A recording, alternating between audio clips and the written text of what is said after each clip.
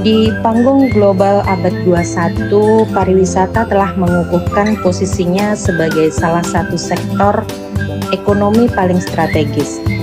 Bagi negara-negara di Asia Tenggara, sektor ini tidak hanya menjadi sumber devisa, tetapi juga etalase kemajuan bangsa.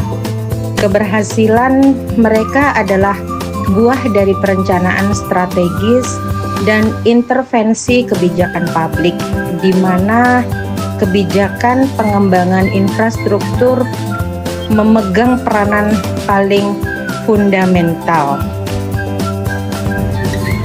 Infrastruktur adalah fondasi fisik, urat nadi, dan tulang punggung yang menentukan aksesibilitas, kenyamanan, dan daya saing sebuah destinasi. Tanpa infrastruktur yang memadai, potensi wisata tidak akan terwujud secara optimal.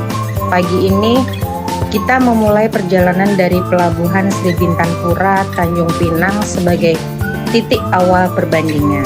Saat kita melintasi Malaysia menuju Singapura, kita melihat contoh nyata dari implementasi kebijakan yang berbeda.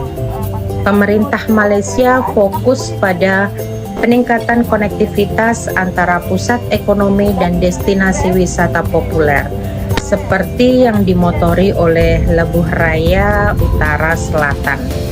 Mereka menggunakan model federal komparatis yang melibatkan badan usaha milik pemerintah atau GLC dalam perumusan dan pembangunan. Singapura sebagai negara kota adalah studi kasus fenomenal dalam efisiensi dan integrasi infrastruktur.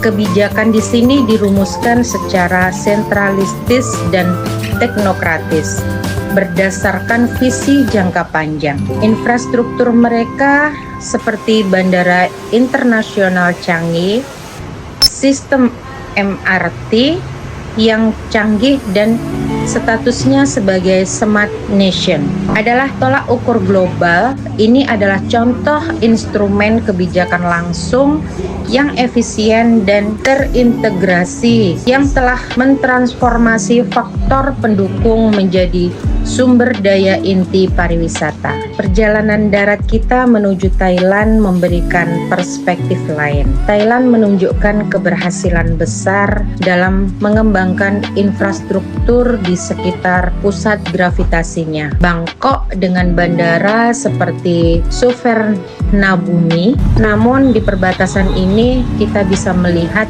bahwa model kebijakan birokratis adaptif mereka seringkali terpusat pada destinasi utama. Implementasi proyek di luar kawasan ini cenderung lebih lambat. Di Hat Yai, kita mengamati infrastruktur perkotaan Thailand. Meskipun berhasil pada proyek masif, mereka menghadapi tantangan yang berbeda. Ini menunjukkan bahwa keberhasilan pariwisata nasional tidak bisa terdistribusi optimal jika pembangunan infrastruktur tidak merata ke seluruh wilayah. Kembali ke Malaysia, kita melihat infrastruktur sebagai simbol kemajuan.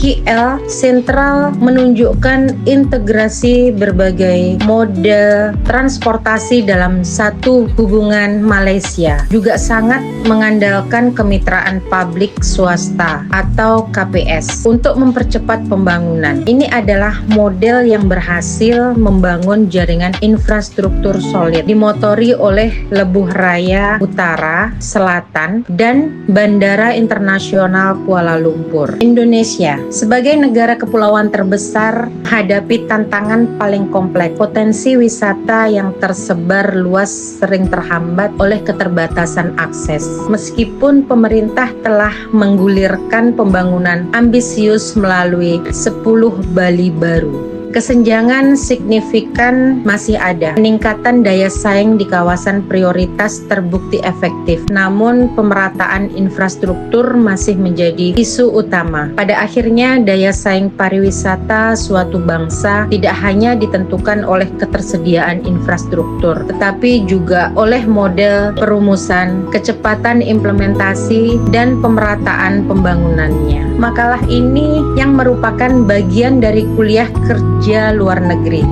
diharapkan dapat memberikan wawasan dan rekomendasi strategis bagi para pemangku kebijakan di Indonesia demi mewujudkan pariwisata yang lebih berdaya saing, merata, dan berkelanjutan. Terima kasih.